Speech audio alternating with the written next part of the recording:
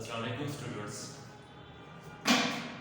हमने टॉपिक जो स्टार्ट किए थे क्लास में, जो हमने डिस्कस किया था वहाँ पर हमने डैम्प केस तक डिस्कस किया था, डैम्पिंग का केस, डैम्प्ड हार्मोनिक ऑसिलेटर। उससे पहले हमने सिंपल हार्मोनिक ऑसिलेटर से स्टार्ट किया। सिंपल हार्मोनिक ऑसिलेटर में ये था कि पार्टिकल जो है वो ट्रू एंड उसकी मोशंस और बैक एंड वो करे, जैसे उसकी मेन पोजीशन मेन से एक्सट्रीम, वहां से अनदर एक्सट्रीम पोजीशन की तरफ, तो ये उसकी मोशन जो थी सिंपल हार्मोनिक मोशन।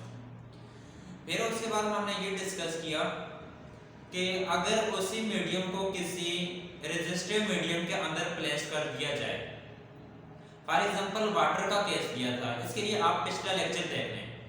तो वाटर के केस में जब हमने प्लेस किया था तो वही जो हमारे पास मीडियम आ रहा था, उस मीडियम का एम्पलीट्यूड ऐसे डिक्रीज होता जा रहा था कि उसका एम्पलीट्यूड अगर फर्स्ट इतना था तो बाद में उसका एम्पलीट्यूड डिक्रीज हो रहा था।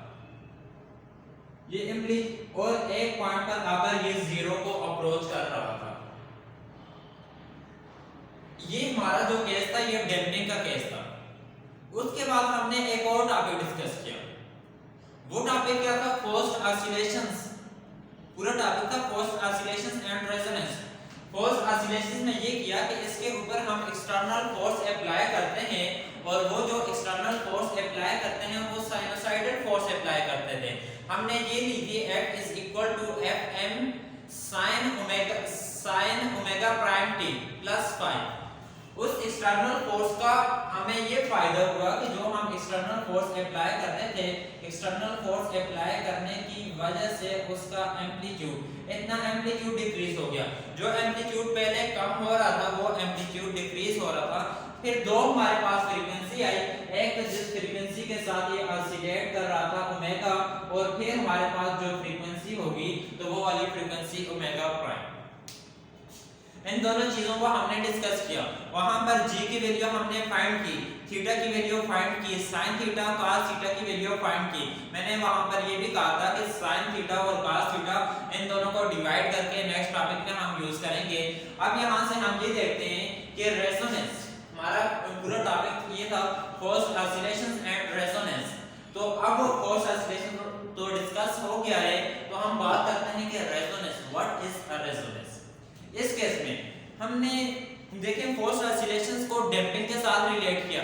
डैम्पिंग को उसके साथ हमने सिंपल हार्मोनिक मोशंस के साथ ऑसिलेट करवाया। इसी तरीके से ये जो टॉपिक है हमारा रेजोनेंस, तो रेजोनेंस को हम फोर्स्ड ऑसिलेशंस के साथ हम क्या करेंगे? रिलेट करवाएंगे। पहले हम रेजोनेंस को डिफाइन करते हैं। The resonance is established between the oscillations and external force. कौन सी? कि पहले हमारे पास ये जो ऑसिलेशंस हो रही थी और इसके ऊपर हम एक्सटर्नल फोर्स अप्लाई कर रहे थे, तो इसमें हमारे पास एक जगह पर हम इंट्रोड्यूस करेंगे कि रेजोनेंस होगी। अभी डिफाइन नहीं करते तो इसमें जो हमारा लास्ट टॉपिक था तो वहां पर डिफरेंट वैल्यू आ रही थी, किसकी? sin थीटा की वैल्यू और cos थीटा की वैल्यू। तो sin थीटा की value and cos theta, sin theta equal था, ये वाली वैल्यू वहां से प्रीवियस टॉपिक से हम देखकर देखेंगे। sin थीटा की value 2 beta omega prime divided bye p, and cos theta की वैल्यू ये थी 2 beta omega prime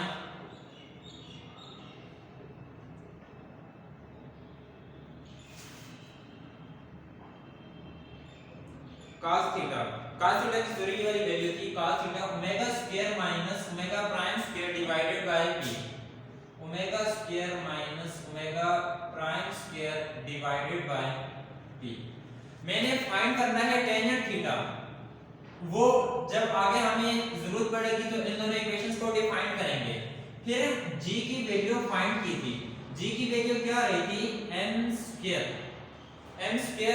omega square minus omega prime square. फिर यहां पर क्या था? यहां पर प्लस b स्क्वायर और साथ m square b square into omega prime square.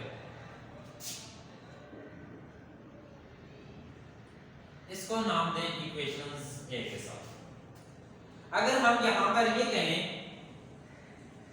Driving where the driving frequency omega prime, इसकी हम बात करते हैं, omega prime is such that the amplitude is at maximum for undamped oscillations। अगर damping नहीं है, अनडैम्प्ड है, तो अनडैम्पिंग के केस में v क्या होगा, for undamped oscillations v is equal to 0। जब v 0 होगा अनडैम्प्ड oscillations के केस में, तो उस वक्त क्या होगा, हमारे पास omega prime is equal to omega के इक्वल होगा। कैसे ओमेगा प्राइम ओमेगा के कैसे इक्वल होगा, यहां पर पुट कर लें g इज इक्वल टू,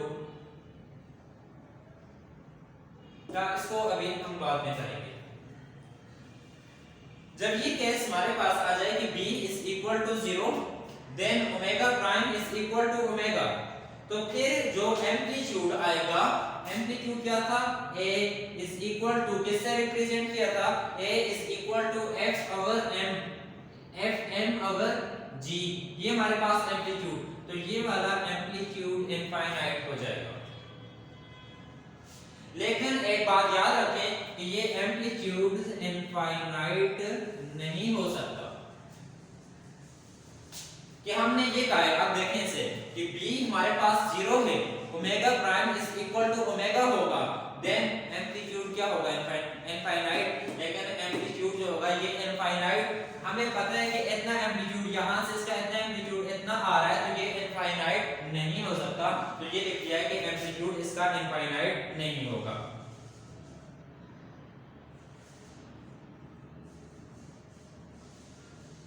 अगर ये हो कि when b is not equal to 0, ये हमारे पास जो केस था ये अनडैम्प्ड केस था, तो ये वाला जो केस आएगा तो ये डैम्प्ड का केस आएगा।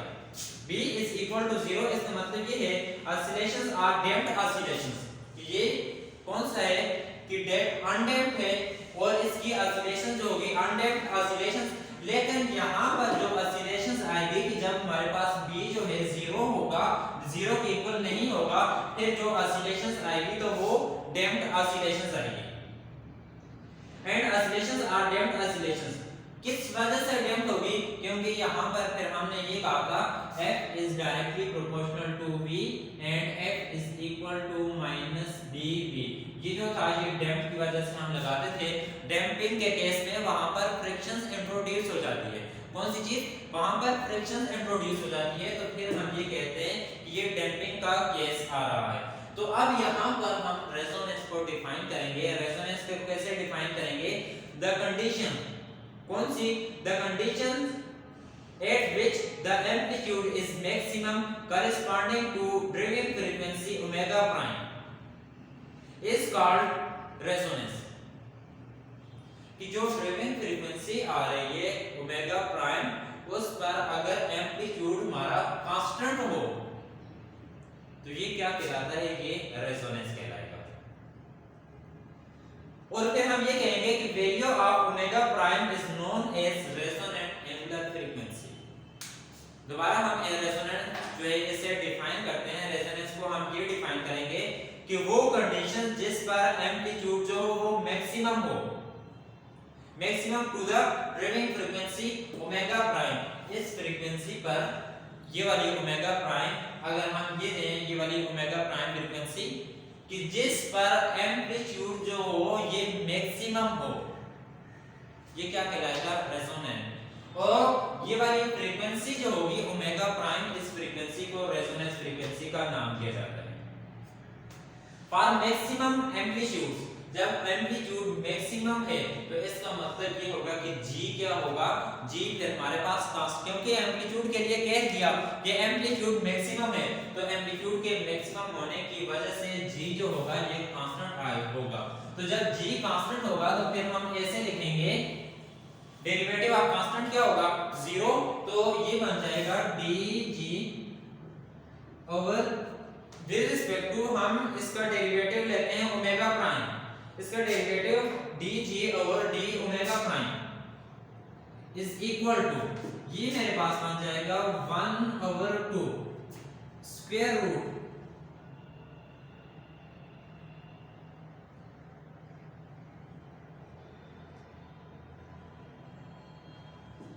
m square omega square minus omega prime square plus m square b square omega prime square multiply by, फिर इसका डेरिवेटिव इनर फंक्शंस का d/d omega prime m square omega square minus omega prime square plus m square b square omega prime square.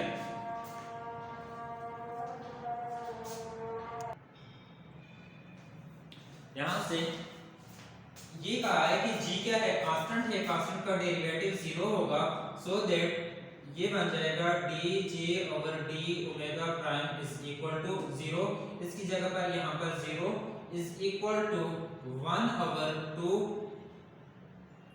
m square omega square minus omega prime square plus m square beta square omega prime square.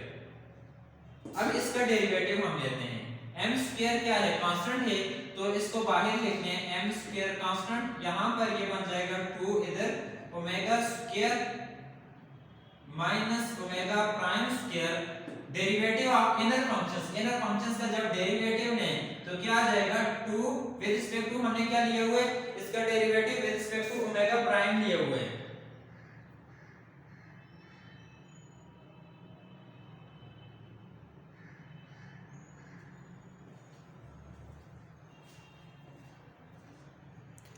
तो इसका देखें omega square 0 और साथ क्या आएगा minus omega, तो -2 omega prime plus m square b square omega prime लिया है 2 और साथ क्या आएगा ओमेगा प्राइम। अब यहां पर देखें ये वाली साइड क्या है स्टूडेंट्स, ये वाली साइड 0 है, ये जो डिनोमिनेटर में आ रहा है इसके साथ मल्टीप्लाई करेंगे तो ये होल टर्म जो होगी, तो ये मैं ऐसे नोट करता हूं कि ये सारी ये वाली टर्म यहां से इस साइड मल्टीप्लाई करेंगे तो इधर आकर 0 हो जाएगी, तो क्या बन जाएगा 0 इज इक्वल टू, ये रहेगा मेरे पास। अब यहां पर भी m स्क्वायर और यहां पर भी m स्क्वायर, मैं m स्क्वायर को भी कॉमन ले लेता हूं, m स्क्वायर कॉमन लिया है तो मेरे पास ये रहेगा 2 ओमेगा स्क्वायर। एक मिनट, यहां से देखें ये 2 इसके साथ मल्टीप्लाई हो जाएगा तो ये बन जाएगा 4, माइनस जो था माइनस को इनसाइड मल्टीप्लाई किया तो omega prime square minus omega square बन गया plus 2b square over omega prime, इसके साथ ये डिवाइड होगा, 0 डिवाइडेड बाय m स्क्वायर तो 0 बन जाएगा।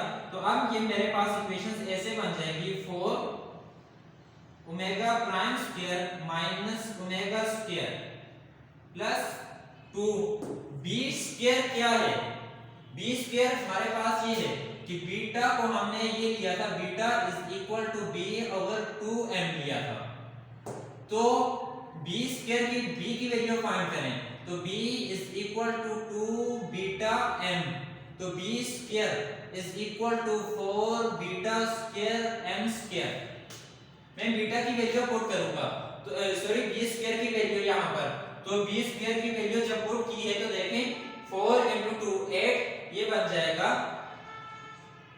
8 यहां पर आ जाएगा और साथ 8 beta square m square omega prime square is equal to, किसके इक्वल है 0 के इक्वल है, यहां पर 4 है और यहां पर 8, 4 के साथ डिवाइड कर लें, जब 4 के साथ डिवाइड किया तो ये यहां पर 2 के इक्वल आ जाएगा। अब ये वाली जो इक्वेशंस है तो इस इक्वेशंस को हम ऐसे लिखेंगे ओमेगा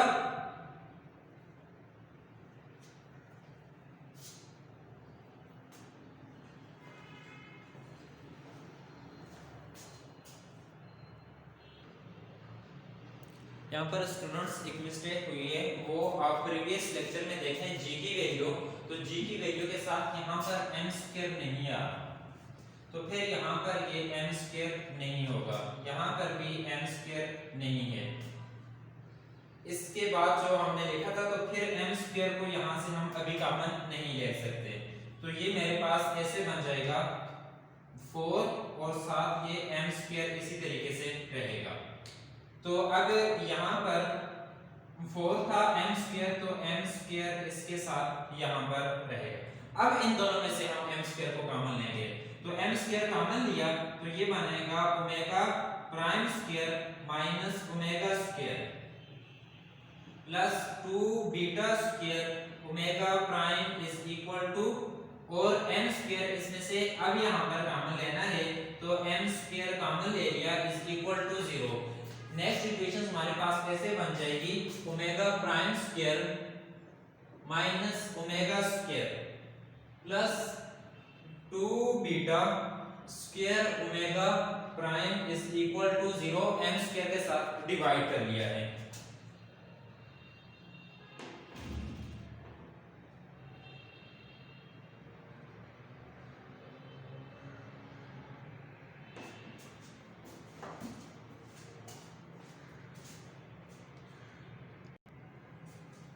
और सेकंड मिस्टेक ये है कि यहाँ से देखें ये ओमेगा प्राइम और ये क्या है ओमेगा प्राइम, तो दोनों में से यहाँ पर इसके साथ ओमेगा प्राइम भी आ रहा है, यहाँ पर ये वाला ओमेगा प्राइम इसके साथ ये लिखना है, तो इसके साथ भी ओमेगा प्राइम होगा।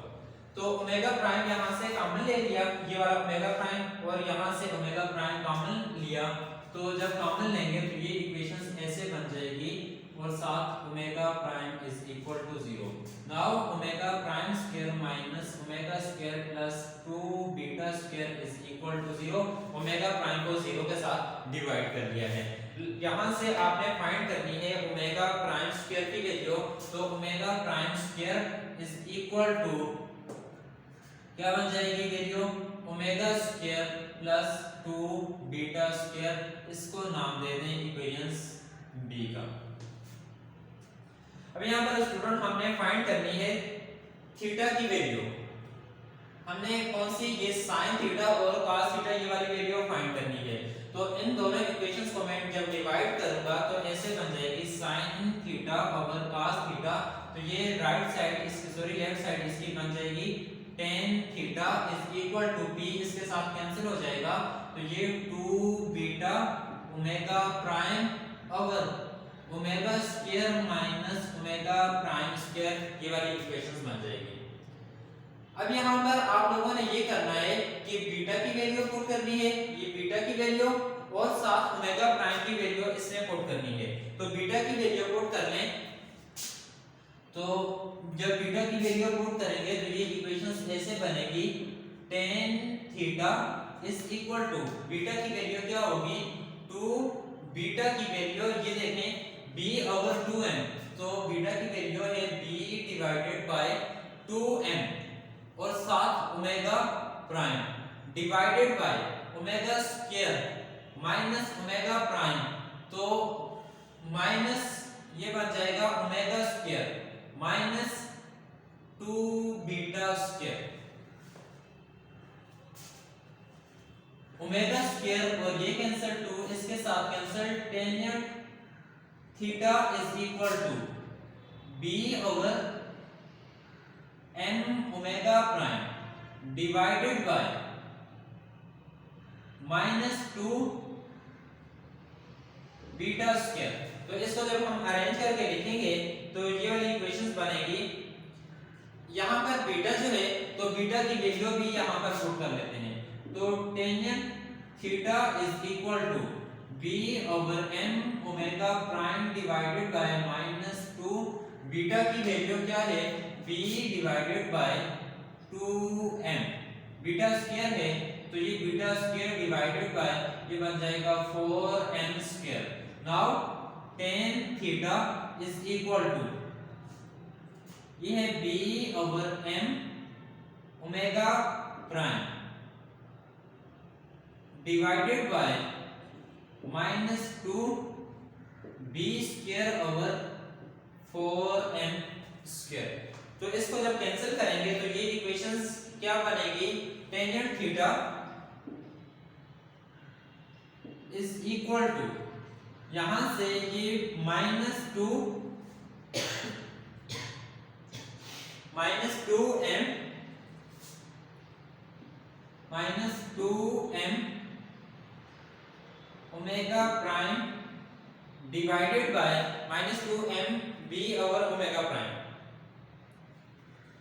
-2m omega prime divided by theta की value, theta is equal to tan inverse of -2m omega prime divided by b, ये वैल्यू आएगी।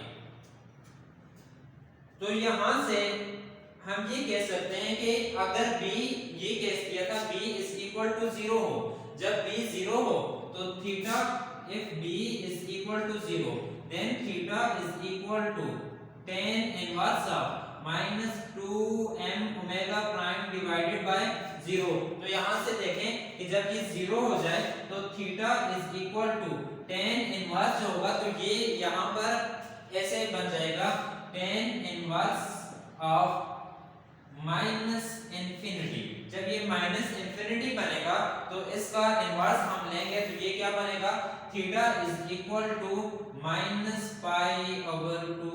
यही चीज हमने फाइंड करनी थी कि इतनी लंबी जो कैलकुलेशंस की है ये हमें क्या बता रही है कि हमें मैक्सिमम π/2 कितना है, तो हमें मैक्सिमम एम्पलीट्यूड उस वक्त मिलेगा जब फोर्स जो होगी आउट ऑफ 90 डिग्री होगी। तो हम ये कहेंगे hence the maximum amplitude is obtained when the force is 90 degree, ये जो फोर्स हो is 90 degree out of phase with displacement or which it in the phase with the velocity of the oscillations। तो ये जो चीज आई है इसके लिए यहाँ पर हम कर्व या ग्राफ बनाते हैं इसका।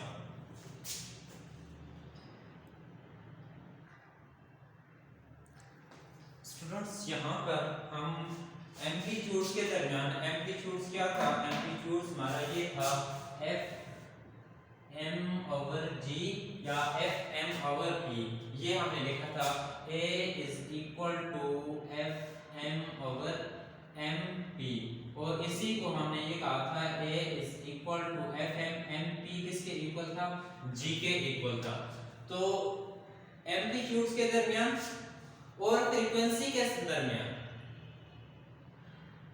ये रेशियो ऑफ फ्रीक्वेंसी है, फ्रीक्वेंसी हो तो फ्रीक्वेंसी के दरमियान हमने डिफरेंट कर्व लिए हुए हैं। हर कर्व में b1, b2 और b3 की वैल्यू डिफरेंट है। तो अब ये केस मेरे पास ऐसे बन रहा है कि b1, b2, b3, इसको हम ऐसे करेंगे, एक्सप्लेन करेंगे। Curve in a figure gives the amplitudes of forced oscillations के ये डिफरेंट कर्व जो है ये forced oscillations के एम्पलीट्यूड्स को रिप्रेजेंट कर रहे हैं कि हर एक कर्व जो आ रहा है तो हर कर्व की डिफरेंट वैल्यू आ रही है, डैम्पिंग कांस्टेंट भी। अगर हमारे पास ये हो कि when omega prime over omega is equal to 1 के इक्वल हो, when omega prime is equal to omega and b is small, और b की वैल्यू जो हो तो कम वैल्यू हो, ये वाली मैंने ली हुई है कि b1 इसकी वैल्यू क्या है, कम है। तो तब देखें कर्व जो है तो b1 के केस में कर्व ऐसे शार्प हो रहा है, ये देखें ये सबसे ज्यादा क्या है, शार्प है। लेकिन यहाँ पर b3 के केस में जब b2 की वैल्यू तो कर्व अब इतना शार्प नहीं है, b3 के केस में कर्व जो है तो ये और एक्सपेंड हो रहा है। as b is increase the resonance curve becomes smaller। अब देखें b2 की वैल्यू b1 से ज्यादा ली हुई है तो ये वाला रेजोनेंस कर्व जो है ये स्मॉल हो रहा है और वाइड हो रहा है। b3 की वैल्यू इससे अगर ज्यादा दें तो ये वाला कर्व क्या हो जाएगा, और ज्यादा wider and resonance slightly shift from, अब रेजोनेंस शिफ्ट हो जाएगी कहां से, अब ये देखें omega prime is equal to omega. यहाँ पर हमारा ये टॉपिक जो है कंप्लीट होता है। स्टूडेंट्स, आप लोगों ने ये टॉपिक ऐसे पढ़ना है कि इसको हमने रिलेट करवाना है सिंपल हार्मोनिक मोशंस और फोर्स ऑसिलेशंस के साथ, या डैम्पिंग और फोर्स ऑसिलेशंस के साथ हमने इसको क्या कर रिलेट करवाना है। तो ये जब हमारे पास omega prime is equal to omega आ जाए फॉर स्मॉल डैम्पिंग, तो यही हमारा क्या होगा, रेजोनेंस होगा।